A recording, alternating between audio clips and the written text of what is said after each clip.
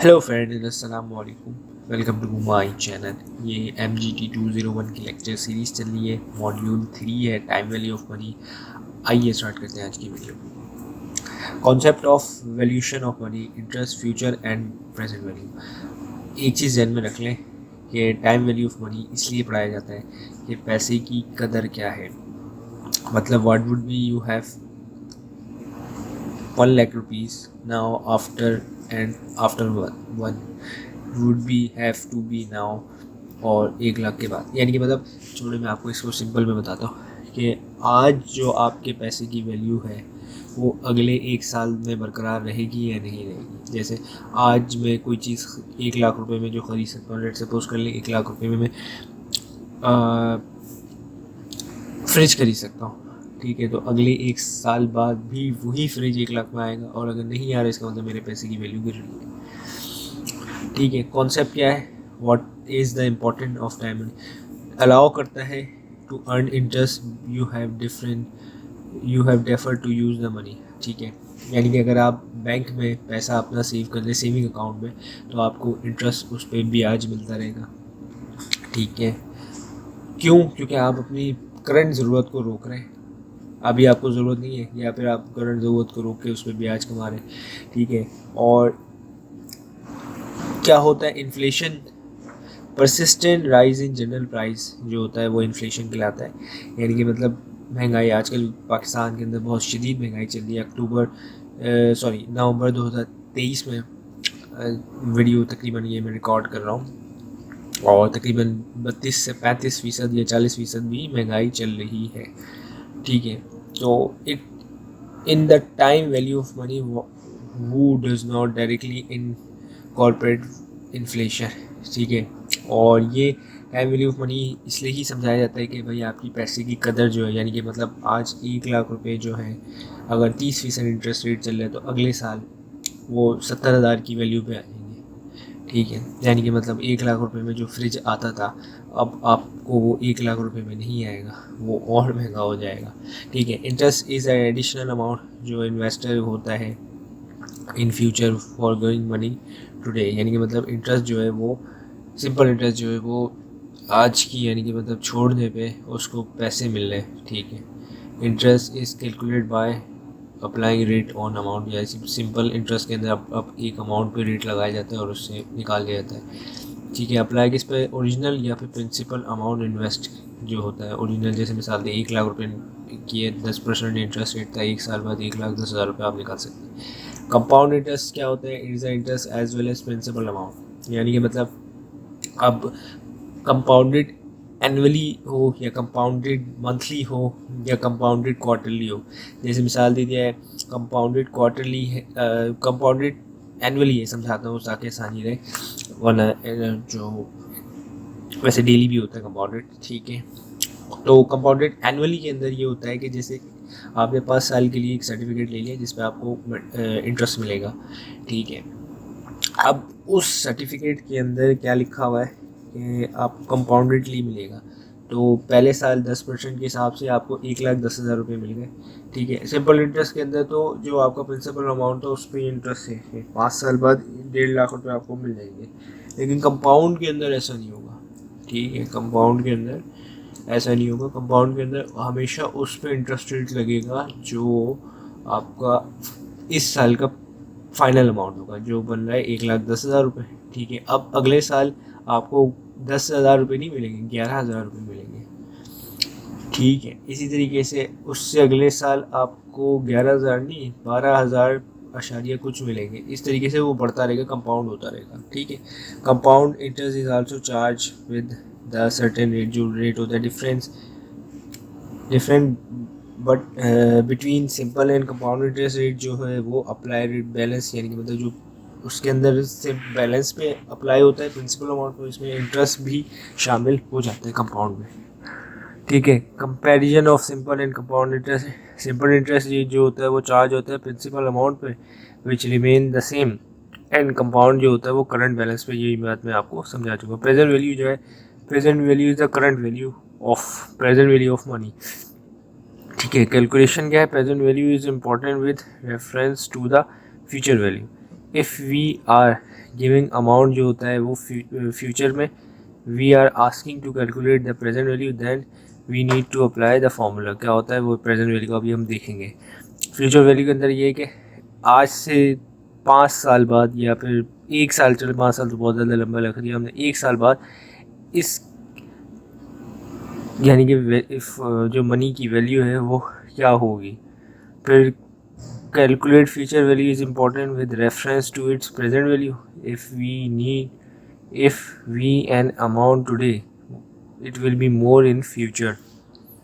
ये अक्सर अब present value is to be calculate by subtracting interest from the future value. Simple है, ठीक है। एग्जांपल, एंड अमाउंट जो है वो 1 लाख रुपए इन्वेस्ट किया, ठीक है, 1 साल के लिए, तो 10% इंटरेस्ट रेट पे विल बी अमाउंट कितना इंटरेस्ट रेट पे विल बी इन फ्यूचर, तो 1,10,000 रुपये हो गया, ठीक है।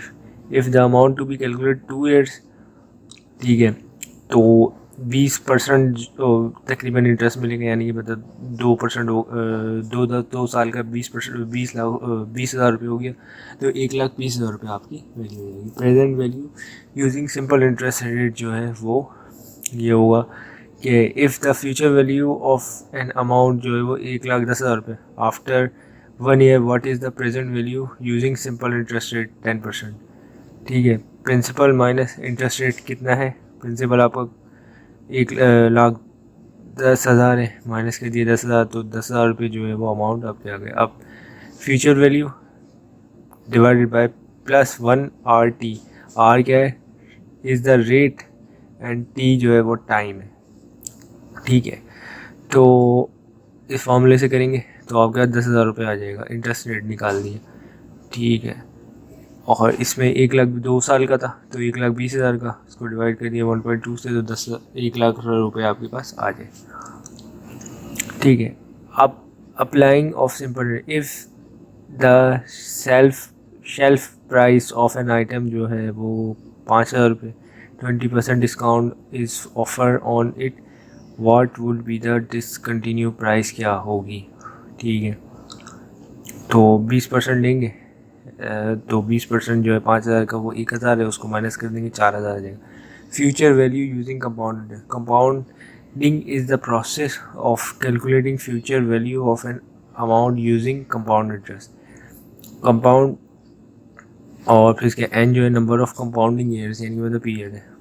What will be the future value कितनी, 1,00,000 रुपये, after 1 year using compound interest rate कितनी होगी, ठीक है। तो आपकी प्रेजेंट वैल्यू कितनी दी हुई है, 1,00,000 रुपये, ठीक है। उसमें प्लस करेंगे 1 का, ये फॉर्मूले का 1 है, प्लस 10% जो है वो आपका रेट दिया हुआ है, ठीक है। फिर पावर 1 यानी 1 साल के लिए है, तो पावर 1 2 साल के लिए हो तो 2 लिख सकते हैं, 3 साल के लिए हो तो 3 लिख सकते हैं, तो 1,10,000 रुपये आपके पास आ गया। Future value use compound interest rate क्या है, what will be the future value of 100,000, 1,00,000 रुपये, आफ्टर 2 ईयर्स 10%। अब देखें एन की जगह मैंने क्या बोला था, वहाँ पे 1 भी हो सकता है, 2 भी हो सकता है, 3 भी हो सकता है, इस तरीके से आपने निकाला तो 21,000, 1,21,000 रुपये आपके पास आ जाएगा। The factor which is multiply an amount given in future is called future interest जो है वो आ रहा है। Future interest is always calculated in the value of rate and time, so it is right, लिखवाया जा सकता है। When we compound an amount for large number of years, जैसे 30, the future value become much higher than the simple interest rate. It is due to the fact that lot of interest is accumulated over the time, even more than the principal, and the interest is calculated in that year is higher. जब भी यानी मतलब कहीं जब हम बहुत ज़्यादा साल के लिए कैलकुलेट 30 साल के लिए करते हैं तो उसके अंदर ये चीज़ हो जाती है अक्सर, ठीक है। फ्यूचर वैल्यू कंपाउंड फैक्टर क्या है, व्हेन वी हैव कैलकुलेट कर रहे हैं क्या, value after 5 year, the factor will be multiply by the principal 5 time the power, 5 साल यानी मतलब 5 साल के लिए इसके अंदर आ रहा है। After the first time when we multiply the factor that factor the with the principal we multiply it will be the previous value is just principal amount but the principal previously in the, so we also greater value than simple interest है. ठीक है. Present value discounting factor क्या है कि discounting is the process हो रहा है calculating the present value using compound interest rate. ठीक है. कम यानी कि प्रेजेंट वैल्यू कॉन्सेप्ट है कि क्या है कि वो डिस्काउंटिंग प्रोसेस कर रहे हैं. ठीक है. किस चीज़ को कैलकुलेट करने के लिए using simple compounding interest rate. While discounting we apply interest rate the calculation value after the subtracting the interest rate from the future. अब डिस्काउंट्स किस पे इस्तेमाल होता है? जो बिल्स होते हैं या नोट्स होते हैं. और क्यों होता है? अब जैसे मिसाल दे दिए, अब आपने किसी बंदे को एक्सपोर्ट की और उसने आपको एक समझ लें प्रोमिसरी नोट दे दिया. ठीक है. वो भी 3 महीने बाद. अब आपको पेमेंट आज चाहिए तो आप क्या करें, किसी भी बैंक या फाइनेंशियल इंस्टीट्यूट के पास चले जाएँ, वो आपको आज के आज पेमेंट कर देगा. लेकिन अपना जो यानी प्रेजेंट वैल्यू को फार्मूला लगा के उसमें से 10% रख ले या फिर 5% रख लें, वो डिपेंड करता है क्या बैंक रेट दे रहा है. उसको रखने के बाद वो आपको दे देगा, तो वो प्रेजेंट वैल्यू को फार्मूला ही इस्तेमाल करेगा. अब formula we use to calculate the present value is the simple future value, but here instead multiply present value we divide the future value with the factor. Once divide the compound factor in the discontinue factor. अब present value discontinue factor के whenever we have to calculate the present value of an factor amount we will multiply with the discount factor जो n factor है उसके ज़रिए. ठीक है. वही formula है. ठीक है. अब इसके अंदर एग्जांपल भी देख लेते हैं. इफ़ वी हैव 1,00,000 रुपये after 1 year we give the interest rate what is the present value. यानी कि 1,00,000 रुपये उसके अंदर हम प्रेजेंट वैल्यू कैलकुलेट करेंगे तो वही फार्मूला लेगा, बस माइनस कर देंगे. इसमें उसमें प्लस होता था, इसमें माइनस हो रहा है.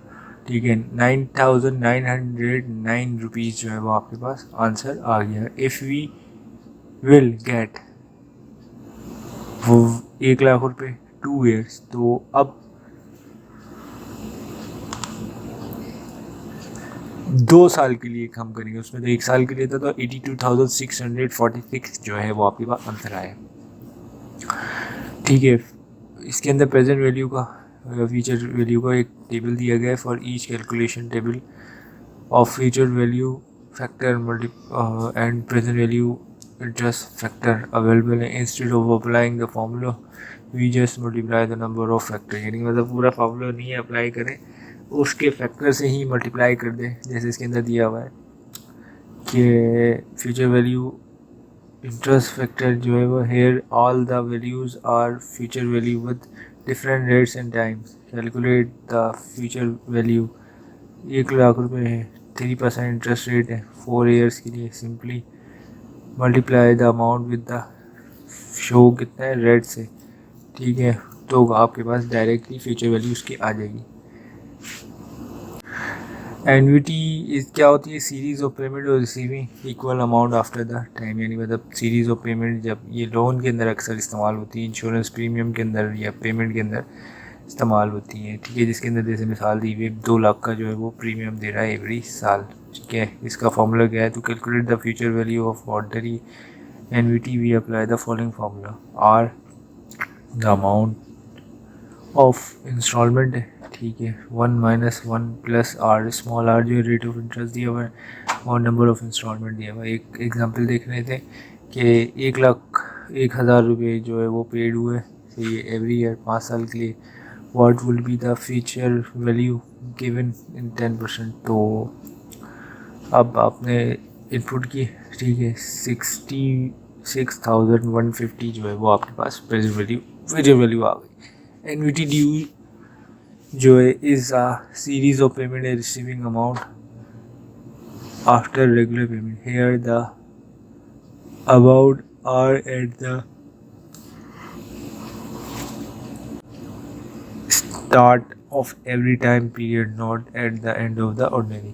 एग्जाम्पल क्या है, एक पर्सन जो है वो पेंशन रिसीव कर रहा है स्टार्ट एवरी मंथ, अब पर्सन पे रेंट जो है वो बिगनिंग में पे कर देता है, ठीक है।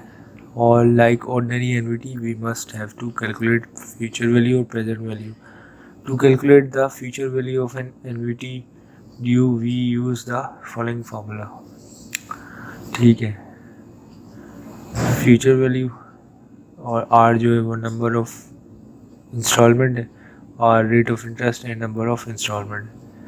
Like a little variation in the future formula of ordinary annuity, we can calculate the present value of annuity due. Simply, we must also calculate the present value of annuity due with a little variation in the present value. To calculate the present value of ordinary annuity, we apply जो है वो ये formula होगा R-1 plus R small जो है वो rate of interest है, और बड़ा आर जो है वो आपका अमाउंट ऑफ इंस्टॉलमेंट है, माइनस एन जो है वो नंबर ऑफ इंस्टॉलमेंट है, ठीक है। परपीचुडी जो है वो is an annually that never and और एंड एट इनफाइनाइट, यानी मतलब कभी भी ना ख़त्म होने वाली चीज़, इन्फिनिटी पे नेवर एंड यानी कभी ख़त्म नहीं हो, ये इन्फिनिटी तक हो, और इन्फिनिटी जो है वो अंत ही नहीं होता। This mean there are infinity payments in perpetuity, so theoretically we can calculate future value of perpetuity. It is can be infinite but we can calculate the present value, ठीक है। तो theoretically तो भाई तकरीबन नामुमकिन है कि हम एनवीटी का जो है वो present value future value calculate कर सकें, क्योंकि जाहिर सी बात है जो जिसकी कोई एंड ही नहीं है, अंत ही नहीं है, तो उसको कैसे कैलकुलेट करेंगे, ठीक है। Mix flow, there are single amount of present value और in the future we can calculate the present and future value respectively. Simply there are series of number called NVT and there will be present and future value can also be calculated using same formula, ठीक है। Formula same ही रहेगा, ठीक है। और in additional to this there are some cash flow which are either single amount or nor NVT called mixed cash flow. The concept of short period compounding क्या है, generally rate of interest जो है वो given है certain per annum पे दिया था। This means कि सर्टेन जो अमाउंट है पर 100 will be paid after 1 years, कितना है, इफ़ वी सेज कि 10% इंटरेस्ट है, इट मीन जो 10 रुपये एवरी डे दिया जाएगा वो 100 रुपये will be paid after 1 year. This mean the rate is applied on the amount of 1 year, ठीक है। शॉर्ट पीरियड कंपाउंडिंग क्या है, नाउ इफ़ क्या the rate of interest remain the same but it is applicable for more than 1 year if given great future value और less present value, ठीक है। उनके बाद फ्यूचर वैल्यू और फिर लेस फ्यूचर अपना प्रेजेंट वैल्यू। फर्दर वैल्यू जो है वो इंक्रीज होगी, किस वजह से, अप्लाई आप कर रहे हैं मोर। फॉर एग्जांपल क्या है, if we apply twice then the first time and the rate will be applied in the principal amount 6 month कितने, and second time जो है वो इंटरेस्ट जो है वो फर्स्ट से ज़्यादा होगा, यानी फर्स्ट 6 मंथ है। शॉर्ट पीरियड क्या है, now let us show how it's work. If क्या कह रहा है कि आप 100 रुपये इन्वेस्ट करें 1 साल के लिए, 10% इंटरेस्ट रेट पे will be the future value. If the compound is done biannually, what will be the future then, ठीक है। how to calculate present value and future value using this formula, short period compounding। short period compounding क्या है, actually increase the effectiveness of rate बढ़ाता है and so formula derives to amount in future value, present value जो है वो using short period compounding, the future reflect the effective rate of interest will be discussed in effective rate of interest। ये थोड़ी सी slide ख़राब हो गई है, adjust कर लीजिएगा, इसको भी आगे निकालो।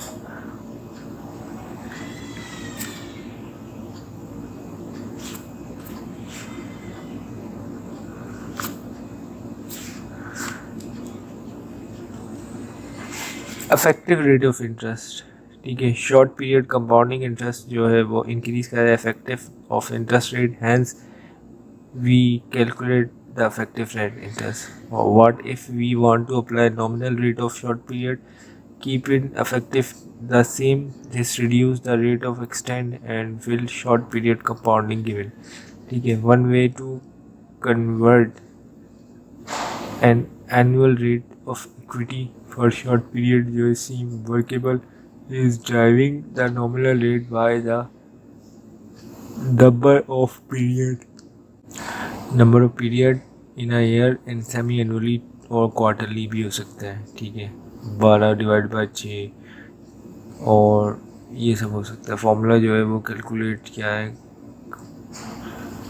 करने का, इफेक्टिव रेट का 1+r डिवाइड पावर करें 1/n -1 × 100, जो n है नॉर्मल एनुअल रेट है और r जो है वो नॉमिनल एनुअल रेट है, और फिर इसके आगे नंबर ऑफ कंपाउंडिंग पीरियड जो है वो 1 ईयर दिया हुआ है। इफेक्टिव रेट जैसे क्या कह रहा है, अब 12 एनुअली है, ठीक है। The rate we be apply quarterly basis, यानी कि 4 दफ़ा होगा तो 1/4 n की जगह 4 आएगा, ठीक है। तो 2.87 जो है वो आंसर आएगा। Analyse of equivalent rate of interest क्या है, in the example calculate effective interest rate where we divide 12% and by 4 we got 3, ठीक है। क्योंकि क्वार्टरली है तो 3 आएगा। To verify the equivalent let us calculate जो है वो 100 है आफ्टर 3 years यूजिंग 2 रेट, ठीक है। तो एक 12% से किया आपने और 3 पे, और एक 12% भी किया 3% पे, तो तीनों के आंसर, 2 के आंसर जो है वो फ़र्क है। Loan and amortize, time value of money कितना है, सर्विंग पीरियड है, लोन एमोटाइज प्रोसेस, रीपे कितना है, इंस्टॉलमेंट कितने साल की होगी, each installment contain the same principal और इंटरेस्ट जो है वो सेम है। और फिर एग्जांपल ऑफ लोन एमोटाइजेशन क्या है, कंटिन्यूड विद द एग्जांपल करें कि भाई 1 लाख का लोन है, 5 साल का 10% रेट जो है वो एनुअली इंटरेस्ट रेट है, but we will pay made at the start year, ठीक है। सिंकिंग कॉस्ट फंड क्या है, comprise of an amount set regularly for same future payable, this payment made to be related bond retirement plan वगैरह, यानी कि payment है some other liability. Sunk fund में also create to replace the asset in future. Sunk fund जो है वो is like a saving account जो होता है विच एक्यूमुलेट करता है क्या है, interest rate. Sunk fund will be keep the sunk fund amount, the rate of interest, time period, frequency of payment and amount of each interest.